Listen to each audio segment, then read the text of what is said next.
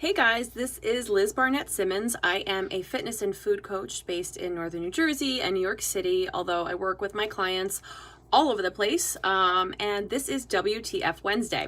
So WTF Wednesday is sort of my little pet project where I talk about different health and wellness and fitness and nutrition trends, myths, things that are really sort of popular, especially in the social media sphere, and try to give you some really tangible information, facts, research, as well as sort of points from which you can delve deeper. I'm not saying that I'm an expert on every single one of these topics, but I am saying that I've done my own research, I've done my own self-experimentation, and I think it's really important if you're going to hop on to any of these sort of wellness trends that you know a little bit more about them.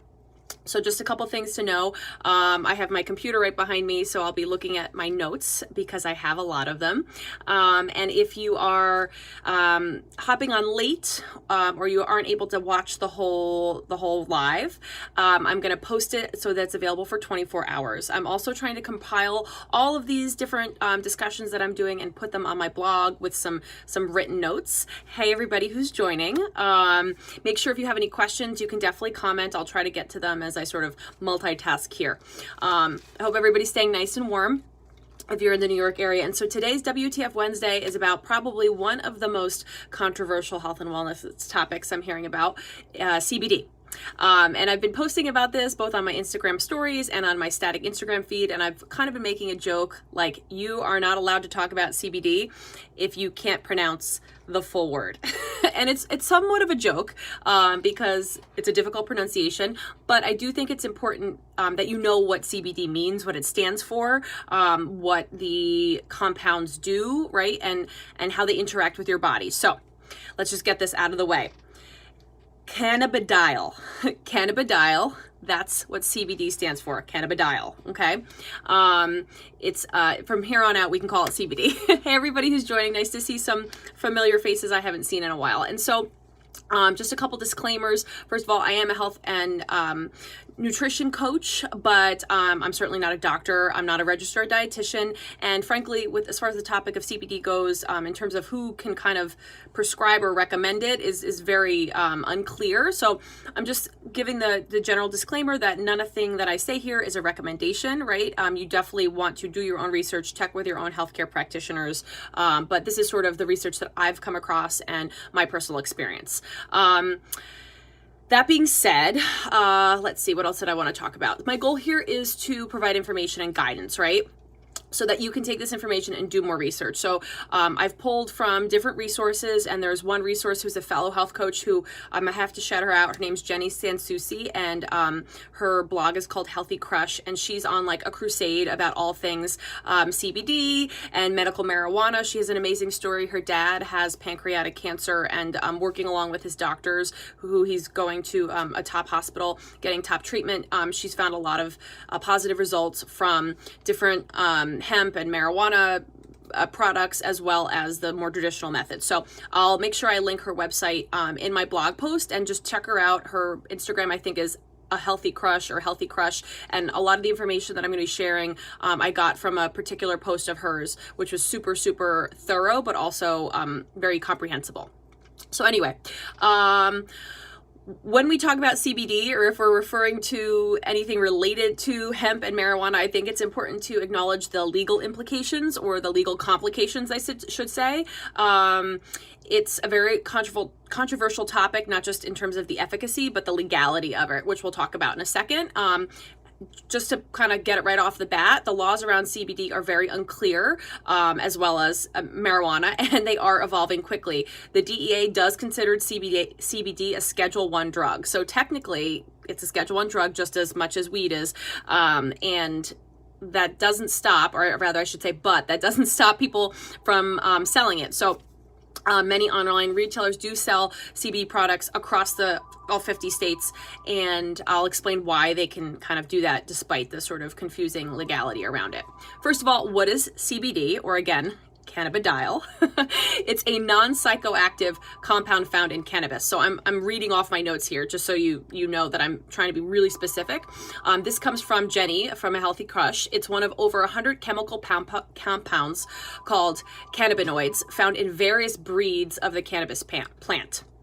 THC, which is what you know of as the thing in marijuana that gets you high, that's the psychoactive compound, and CBD is the non-psychoactive compound. And actually, both compounds do have potential therapeutic properties. It's not that THC only gets you high. There's actually some research going into that in terms of what other sort of things it can help out with. But these two things, CBD and THC, out of all the compounds found in cannabis, are sort of the most researched, the most widely used. Now, I do have a couple links from really well developed research studies. So, for example, in the journal Cerebrum from 2013, that talks about CBD and what it actually, how it functions, right? And the CBD functions with what's called our endocannabinoid system. So endo means inside versus exo, right? And then we've already heard the word cannabinoid. So the endogenous cannabinoid system, is our sort of internal system. It was first discovered in the 1990s, and it's named for the plant that led to its discovery. And it is one of the most important physiologic systems involved in establishing and maintaining human health. So endocannabinoids and their receptors are found throughout the body. So that means within your body there are receptors to sort of receive these different compounds, and they affect everything from your brain, various organs, your connective tissues, glands, and immune cells. So with the complex action of these compounds in the immune system, in the nervous system, and in virtually all the body's organs, the endocannabinoids are literally a bridge between body and mind. Okay, so it's important to understand the system and how it works, and to understand that that's what CBD is interacting, right? You're interacting with your endocannabinoid system. There's not a abbreviation for that one. So our body produces our own endocannabinoids, and the cannabis plant also produces similar compounds, which are called phytocannabinoids, right? So phyto from plant. And what happens is when we consume those, right, our body accepts them, right, receives them like it does our endogenous ones. They bind to these receptors, and it produces various therapeutic effects, such as effects on inflammation, pain, mood, energy, brain health, the nervous system, hormone balance, sleep, disease, and more. This is really just like a huge, huge topic. Okay, so that's how it functions in our body.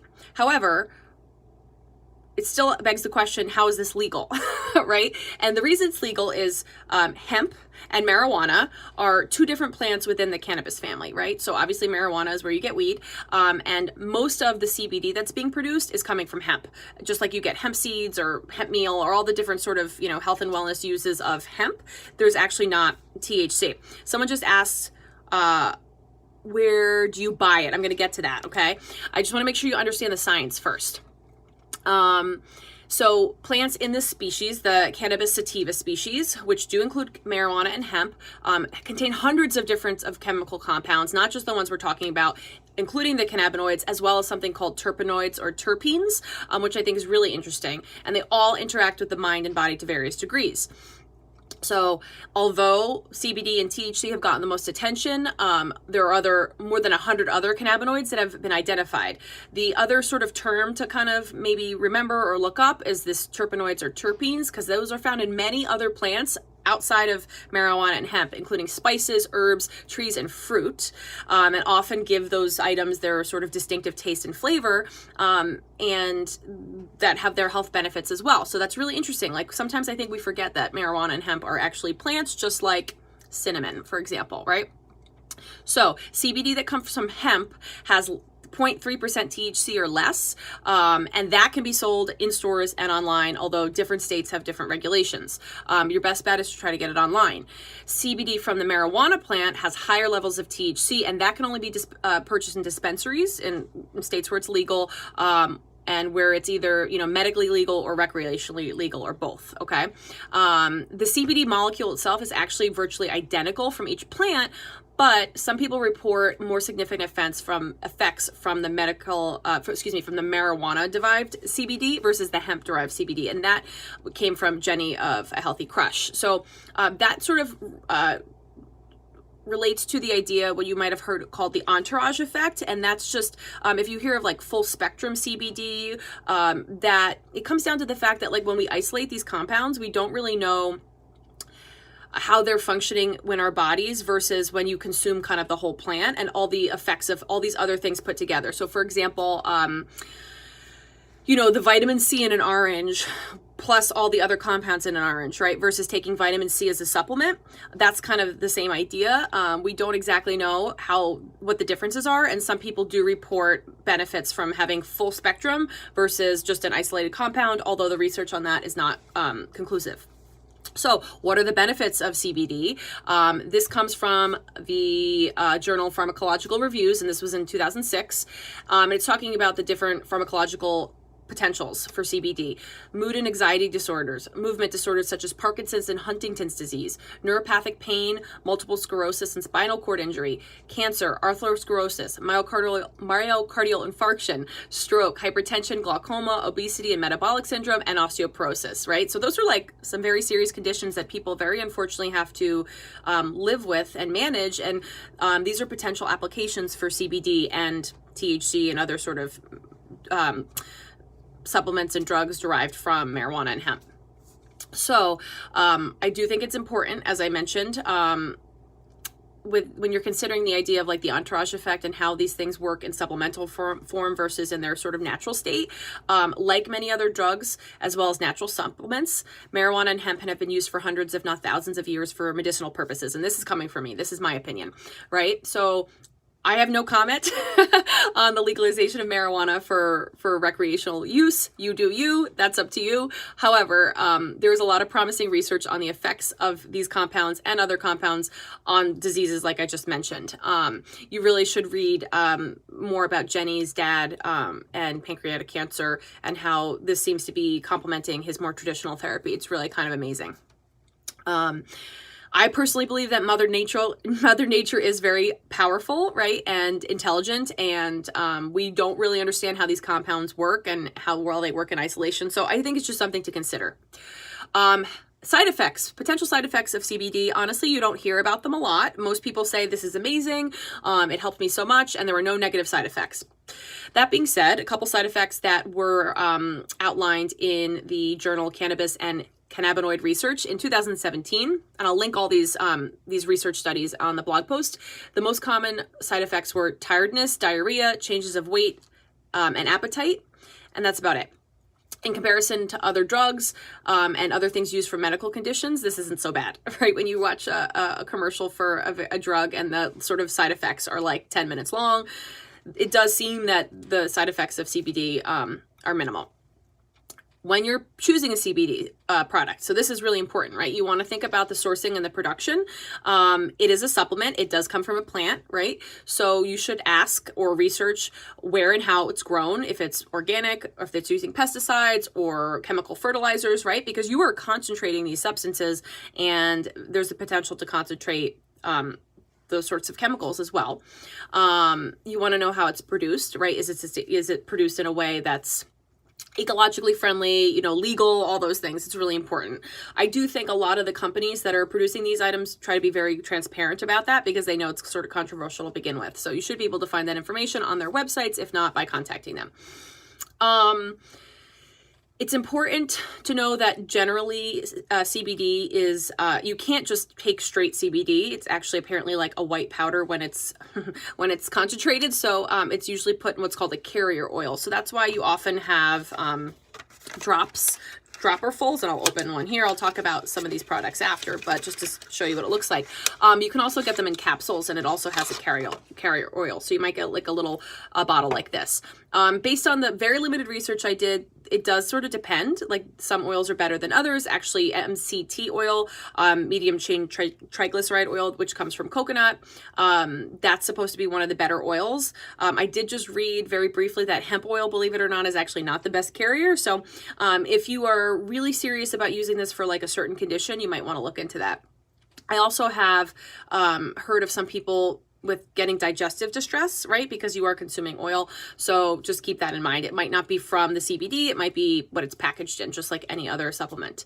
As far as dosing goes, this is where I get I think, a little agitated when I'm hearing on social media, because I don't think people are doing their research. Jenny, again, got to give her a heads up, has a really great chart on her blog about dosing and what it's for, or doses are for what. But you might have heard the word microdosing, and that's kind of used for the most common complaints, like using CBD for sleep or anxiety, or stress, or just general kind of chilling out, right? So that's a microdose, which is either just a small dose or small doses throughout the day, versus a standard dose, which is a higher amount, and that's more for pain, inflammation, autoimmune conditions, IBS, and other what I would call chronic conditions, versus a macro dose, a larger dose, right, that you'd use for things like cancer, epilepsy, seizure, and other serious conditions, right?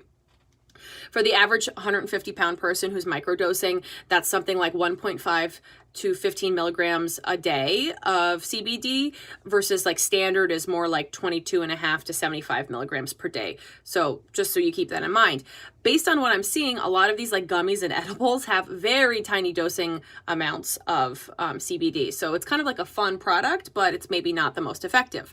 Or maybe you can have more of them, but then the cost really adds up, right? So you want to keep that in mind. The general guidelines on dosing are start low and go slow. So start with a minimum effective dose and see how it goes, maybe for a week, try it out, see if you're noticing a difference. You may have to increase the dose. And I'll talk a little bit about what I do for when I take CBD, which is every night. When you're choosing a CBD, you want to make sure that the packaging includes not only the dose per bottle, but the dose per serving. And this is another thing where I think people who don't really do their research get confused. I heard someone say, oh, the CBD coffee, which like, I don't even know how that works with like the processing and the heat. I haven't done the research on, it just seems to me that it's like really hard for the compounds to survive through that process. I don't know, maybe I'm wrong, but the whole bag said 250 milligrams, for example, and this person was like, oh, there's 250 milligrams in a cup, which is just not true, right? So you want to make sure you're looking at the packaging, and the packaging, if not the website, should have both the dosing for the whole package as well as each individual serving. So read your labels. And then the last thing to say in terms of how to pick a CBD product is keep in mind that because you are individually very different from the next person, and your endogenous systems are different, how you react to certain products are going to vary. And this was something that was told to me a long time ago. So you might have to try a couple different products, a couple different formulations to find one that works. So talking about what I have been using and what I've found benefits from. So a really popular brand is this Lord Jones brand. They do make gummies, and I do think they actually make gummies with THC, but those are made and sold in California, and they won't sell those online. You can get the non-THC gummies. And this is like sort of very trendy. I will say it uses words like full spectrum CBD, which is relative to that sort of entourage effect. And it says it retains the plant's original terpenes and phytocannabinoids. I probably said that wrong. And it's also using omega-3 fatty acids as a carrier oil. So this is all very sort of like on-trend stuff. Whether or not that means it's the best, I don't know. Maybe you can see here at the bottom, it does say 250 milligrams per bottle, which equates to about 10 milligrams of CBD per dropper. So that's sort of in that microdosing range. This uses, for example, grapeseed oil, hemp seed oil, and another hemp oil as carriers. So I take about a dropper full of this every night, along with another supplement to help me not fall asleep. It's not like melatonin or a sleeping pill. It won't knock you out, but it helps me sort of decompress, de-stress, and just sort of relax and get ready for bed. Another brand that's actually, the company is New Jersey based, which I love, is CBD for Life. I can't remember where I was.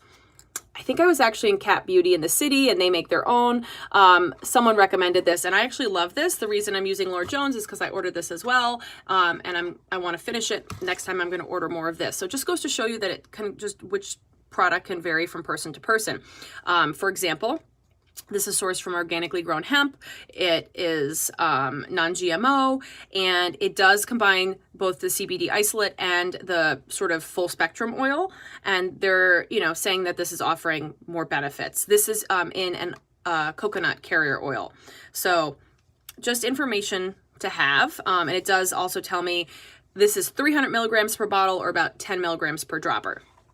So those are kind of the tinctures. You also have your capsules, which should have the same information. And then another popular way to use CBD is topically. So this is a CBD Cool Soothe Balm I got for sort of muscle soreness and pain. These often will have something like a menthol or sort of like, it's like an icy hot type thing. And this is telling me this whole container has 600 milligrams of CBD. You know, it has lots of servings in it though. You're not going to use all of this at once, obviously. And just also how your body processes CBD when you ingest it versus use it topically. It just, you know, we're not really sure. So I find that this helps when I have sore muscles at the end of the day. But it also is basically icy hot, so maybe it's just the menthol. I'm not really sure. This is from Alchemist's Kitchen in the city. So anyway, that went a little longer than I wanted it to, but there was a lot of information. I hope you learned some stuff from it. Basically, in terms of my recommendations, I can't necessarily recommend a specific product, although I do think these two are a good place to start in terms of brands. Charlotte's Web is another really popular brand, and they also have products that contain THC as well.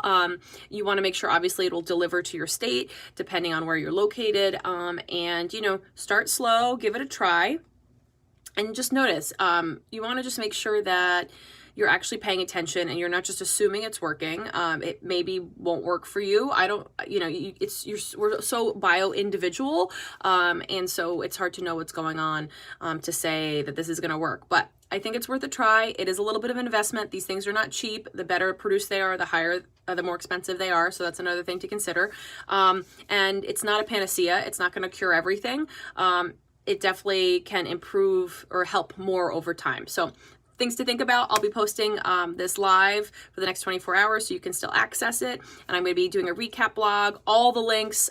Just go ahead and Google Jenny Sansucci and Healthy Crutch. I have to give her a big shout out because she's done a lot of research. I know she's even had some podcasts about this. So if you're interested in learning more, check her out.